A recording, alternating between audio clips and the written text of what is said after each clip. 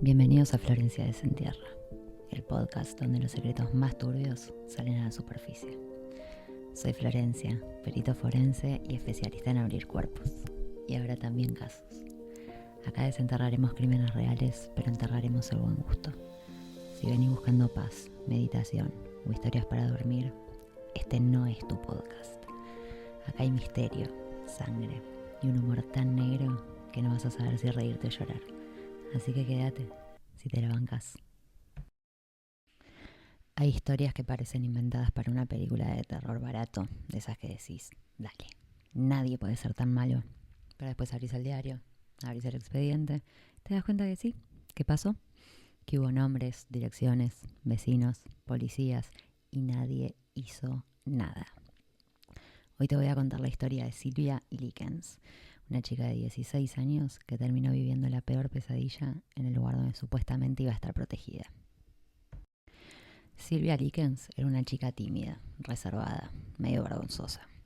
Tenía una hermana melliza, Jenny, que usaba un aparato ortopédico porque había tenido poliomielitis y no la habían curado bien. Los padres, Lester y Betty, no eran padrecitos ideales, como básicamente en todas las historias. Vivían de feria en feria, vendían golosinas, caramelos, qué sé yo. Eran nómades, medio circo. Armaban puestos, desarmaban, de nuevo. Entonces, los hijos que iban teniendo se iban criando como podían. Cuestión, verano del 65, Lester y Betty no se podían llevar ni a Sylvia ni a Jenny. Entonces aparece una solución rápida, espectacular. Dejarla al cuidado de una mujer a la que no conocían, pero que les parecía que era muy respetable. Gertrude Banisewski. Esta Gertrudis era una madre soltera de 7 hijos y habían hecho un arreglo simple.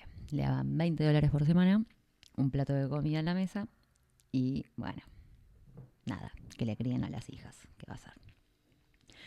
Gertrudis tenía 37 años, pero estaba detonadita. Había tenido 2 maridos, 7 hijos y tenía un asma fulminante, aparentemente. Pero seguía fumando la muchacha porque, ¿para qué dejar, no? Sí, ya te vas a cagar muriendo. Bueno, cuestión, la plata no le alcanzaba, tenía la casa hecha mierda, los colchones tirados en el piso, olor a humedad, qué sé yo. Bueno, pero como la vida es una mierda, la gente alrededor, los vecinos que pensaban, pobre mujer, mira cómo lucha por sus hijos. La famosa madre luchona, eso creían, que era la madre luchona, pobrecita. Que era medio amargada, pero que era una tipa bien. Porque aparte la tipa iba todos los domingos a la iglesia. Y no sé por qué la gente relaciona la iglesia con gente buena, pero bueno, eso era lo que sucedía. La cuestión es que dentro de la casa el ambiente era un caos. Los hijos entraban y salían, había gritos permanentemente, había pibes del barrio que se metían en la casa porque sí, se quedaban, se iban lo que querían. Bueno, la única regla que corría en esa casa, digamos, es que cuando Gertrude decía algo, todos tenían que hacer caso. No había manera de llevarle la contra. Ahí llegan Silvita y Jenny sin saber, bueno, nada, ¿no? Porque si ni los padres la conocían, imagínate ellas, pobrecitas. Bueno, cuestión, llegan, Gertrudis las recibe con una sonrisita, ¿no? Haciéndose la buena, lógico. Les mostró dónde iban a dormir, o sea, en un colchón en el piso con olor a humedad. Y bueno, bla. Jenny, no está bien que me ría, con su aparato ortopédico, caminaba despacito. eh, y bueno, Silvia, como era una pibita tímida, bajaba la cabeza, iban de la manito para todos lados, para acá, para allá. Bla. La dinámica rara, esto de los hijos que entraban, que salían, qué sé yo, empezaban a escuchar más gritos, más discusiones, temas de plata. Bueno, al principio nada, era como, bueno, hay mucha gente en esta casa, es un quilombo, ok. Pero después Gertrudis se empezó a quejar si, no sé, no habían hecho la cama. O si no la habían hecho como a ella le gustaba que la hicieran, que era otro detalle. Si Silvia tardaba mucho en traerle un vaso de agua, o si Jenny, pobrecita, caminaba muy lento. Pero después empezó a cambiar el tono y ya no era como una corrección, sino como estoy descargando toda la mierda de mi vida en ustedes, pendejas putas. Bueno, cuestión, en un momento los padres de las chicas se atrasan con los $20 que le tenían que pagar. Y ahí Gertrudis empezó a ponerse mal, les empezó a decir que eran una carga, que su familia no cumplía, entonces ellas tenían que pagarlo de alguna manera. Bueno, como Jenny era la maldita lisiada, le tocó a Silvia, pobrecita. Y algo que empieza a pasar, que es tremendo, es que los hijos de Gertrudis se sentían avalados por su madre, porque la tipa no les ponía un freno, entonces era como el ejemplo que ella marcaba, ellos lo podían seguir y nada, si ella les gritaba, los hijos le gritaban, bla, bla, bla. Entonces empezaron a burlarse de las pibas, a empujarlas, sobre todo a Silvia, porque la otra era lisiada, y un poquito de cosas les daba. Bueno, así fue cada vez peor, cada vez peor, cada vez peor. Un día Silvia le había dicho algo a la hermana, como que extrañaba a los papás o una cosa así. Y a Gertrudis le agarró un ataque de ira, entonces la agarró del brazo, le dio un cachetazo. O sea, los relatos dicen que la piba quedó como con la vista nublada. Y después, bueno, a partir de ahí sí, ya la empezaron a hacer arrodillarse en el piso durante horas. Le pegaban con una pala de madera, con un cinturón. La hacían limpiar hasta que le salían ampollas en las manos. Y bueno, ahí ya esto se torna todavía, si podía ser peor, puede ser peor. Ya no solo participaban los hijos de Gertrudis, sino que también los pibitos del barrio empezaron a participar de esto. Bueno, cuestión, todo esto Jenny lo miraba en silencio, porque obviamente la piba que pensó, llegó a decir algo y me van a cagar a trompadas a mí también. Entonces, bueno, que se haga cargo mi hermana de esta situación. Bueno, así que así arrancó la historia y, y no paró. Con el tiempo dejaron de ser arranques de ira de Gertrudis y empezó a ser como una cosa más planificada. Una tarde a la tipa se le ocurre agarrar una aguja, calentarla en el fuego y adelante de todos los niños que permanentemente estaban en su casa, empezar a escribirle en la panza a Silvia. Mientras Silvia gritaba que la dejen, que la dejen, que la dejen, Gertrudis no tiene mejor idea que frenar, agarrar a uno de los pibitos que estaba siempre ahí, un tal Richard Hobbs, y decirle que sí era él. Cosa que él, por supuesto, hizo. Bueno, a partir de ahí siguieron con este tipo de prácticas, la de quemarla. La otra que hacían era hacerla desnuda delante de todos, como en plan de humillación.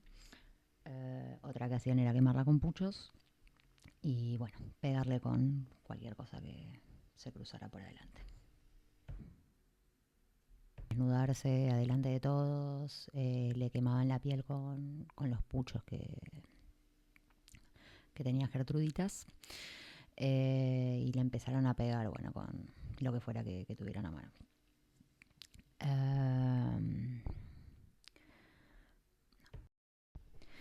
Bueno, a partir de ahí se hizo como costumbre esto de cagarla a palos y distinto tipo de malos tratos.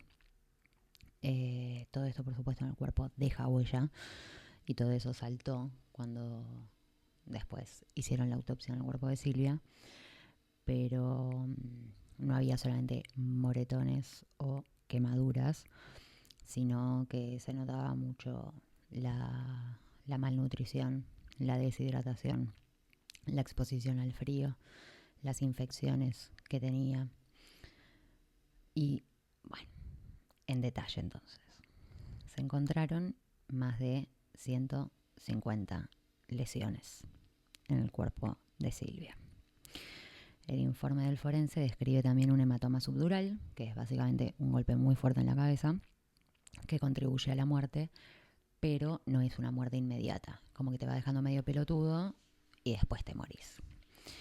Se le sumaba, bueno, la desnutrición severa, pérdida de masa muscular, debilidad, bla, bla, y que lo que pudieron probar fue que un par de días antes de morir, el cuerpo ya estaba en un estado de shock.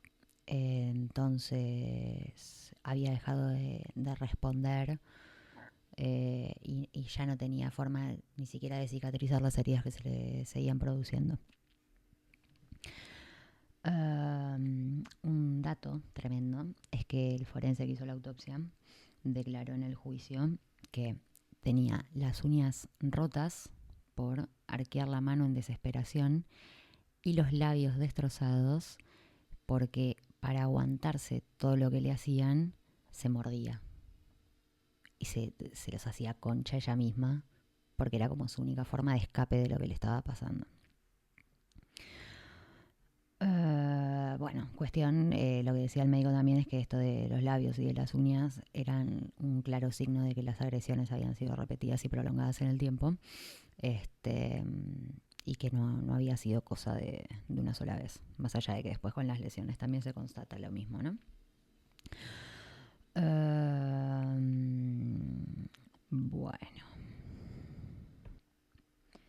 lo otro que también es tremendo. O sea, si te lo imaginas en la situación de la piba, si tratas de imaginarte cómo sería vivirlo vos, la hermana, Jenny, contó que en un momento Silvia estaba ya tan deshidratada que no podía llorar, no le salían lágrimas. 3 o 4 días antes de la muerte de Silvita, ya por los testimonios obviamente que salieron después, ya tenía todo el cuerpo hecho concha. Bueno, ya dije lo del el estado de shock al que había entrado el cuerpo. Eh, lo que significa es que el cuerpo estaba colapsado, que había bajado la presión, que las funciones básicas se habían empezado a apagar. Entonces básicamente era como una agonía respirar para Silvia. 2 días antes de morir, la seguían cagando a palos, por supuesto, como si nada, o sea, sin darse por enterados de que Silvia estaba quedándola.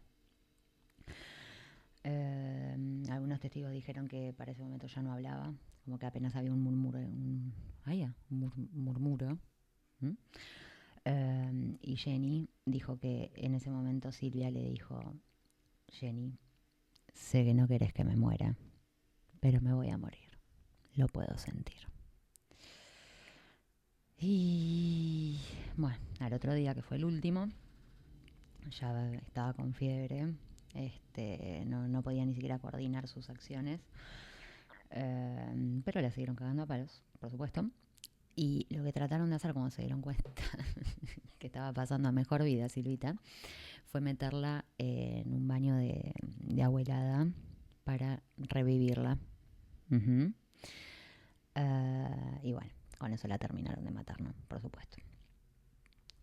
26 de octubre de 1965, entonces, Silvia murió en el piso de la casa. Causa oficial de muerte: hematoma subdural por un golpe en la cabeza combinado con shock y desnutrición severa. Pero bueno,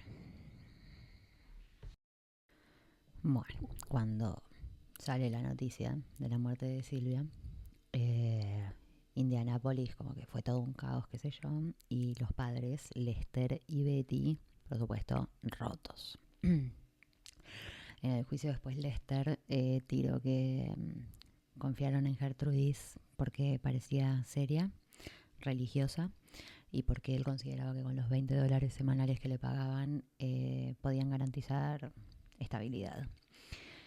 Betty, como siempre, las mujeres, le tocó una parte mucho peor.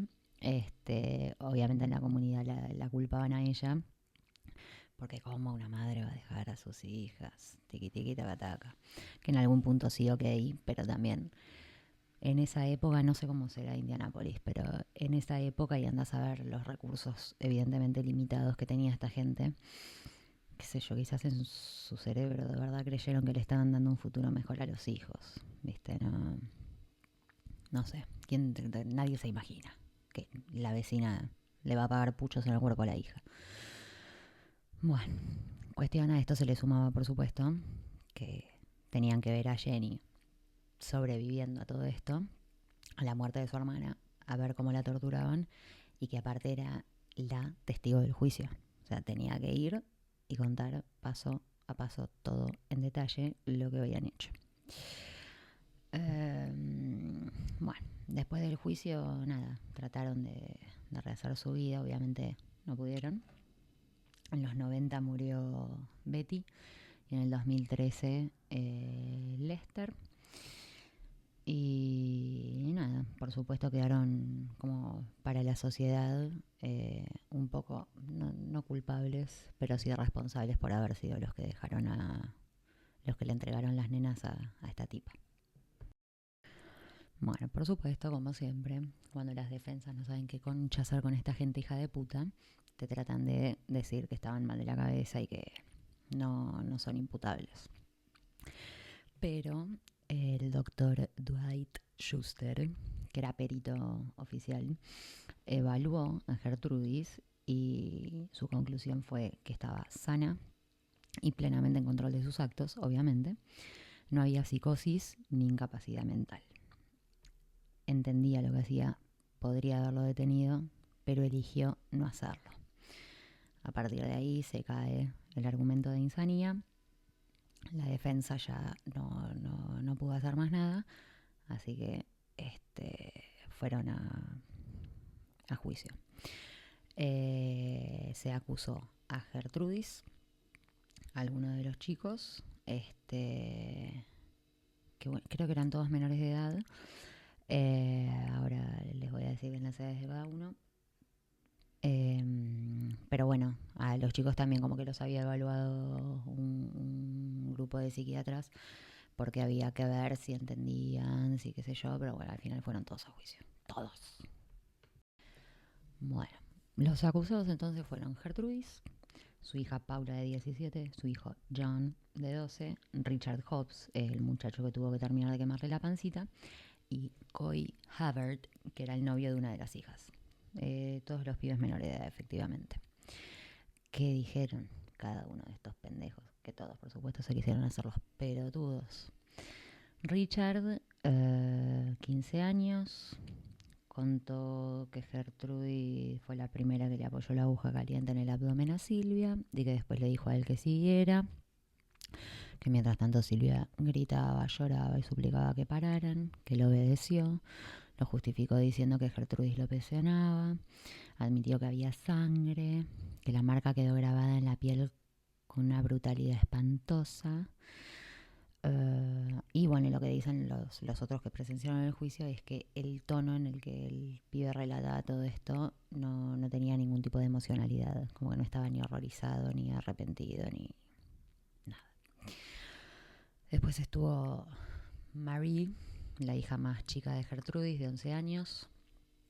Esta se puso a llorar, dijo que había visto cómo Gertrudis le había empezado a marcar la panza a Silvia y que vio cómo después lo obligó al otro a seguir.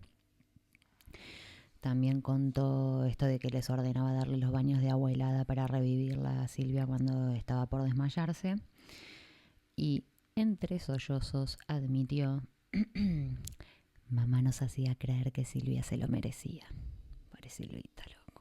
Bueno, John, hijo de Gertrudis, 12 años, confesó haber participado en las golpizas, admitió que obligaban a Silvia a arrodillarse sobre superficies durante horas y que él mismo le pegaba porque su madre le daba permiso.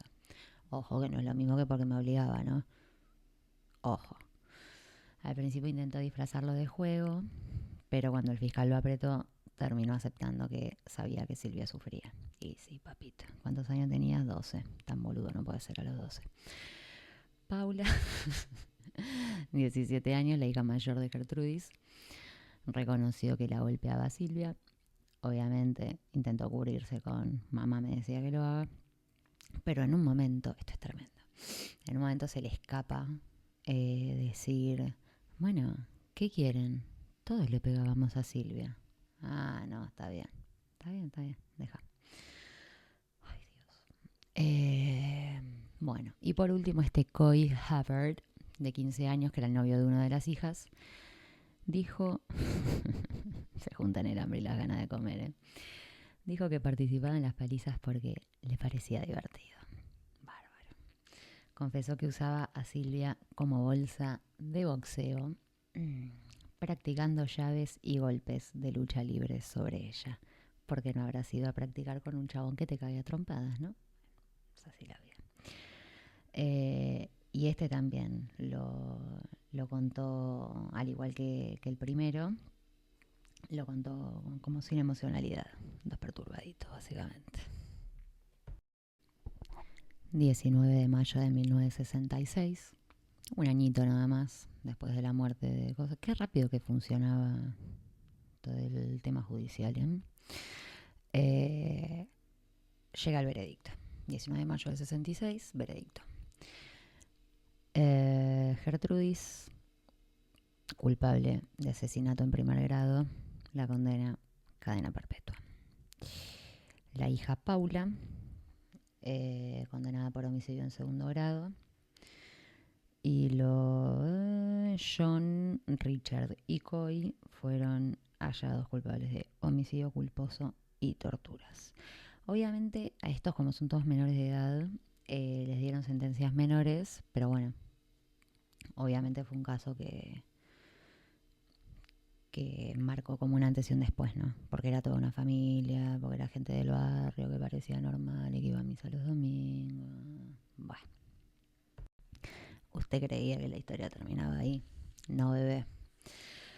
4 años después, 1970, la defensa de Gertrudis, con muchas ganas de romper las pelotas, consigue, porque lo peor de todo es que lo consigue, que la Corte Suprema anule el juicio. ¿Por qué? Porque alegaron que había habido fallas en el procedimiento, que había habido, esto pasó acá también en algunos casos, que había habido mucha información en los medios, qué sé yo, entonces que el jurado ya estaba como mal predispuesto desde el principio para declararlos culpables a todos y pirindindingui. Así que anularon el juicio y dictaron un juicio nuevo que empezó en 1971 y adivinen qué pasó. Terminó el juicio, ¿con qué resultado? Culpable, cadena perpetua, Gertrudis. Culpable, cadena perpetua, Gertrudis. Por favor. Bueno.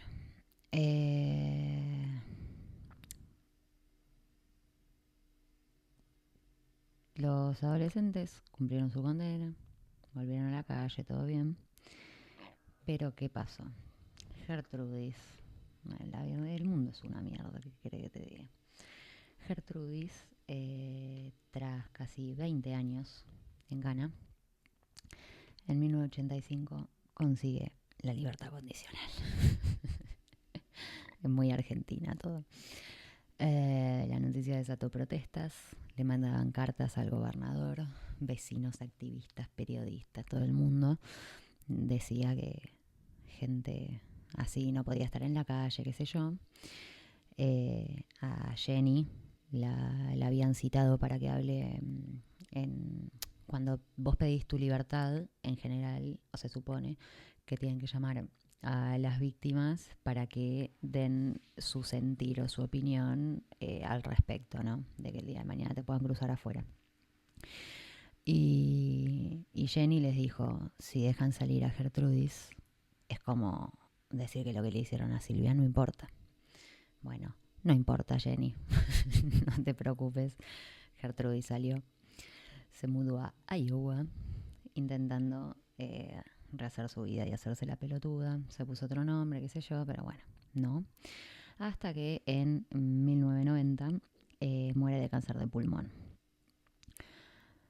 Para la familia de Silvia, la muerte de esta señora no representó ni un alivio ni nada. Ya obviamente estaban todos hechos concha. A la hija se la habían matado, la otra había quedado toda traumadita. Así que bueno, ya saben, chicos, si están cortos de guita no le dejen sus hijos a los vecinos. Bueno, hasta acá llegamos. Si escuchaste todo, es porque tenés estómago y un costado bastante morboso. Te espero la próxima, a ver cuánto más podés aguantar. Ya que llegaste hasta el final, haz lo que haría cualquier cómplice. Suscríbete, deja tu like, comenta. Así no quedo yo sola revolviendo la mugre. Total, si ya entraste, es porque sos igual de curioso que yo.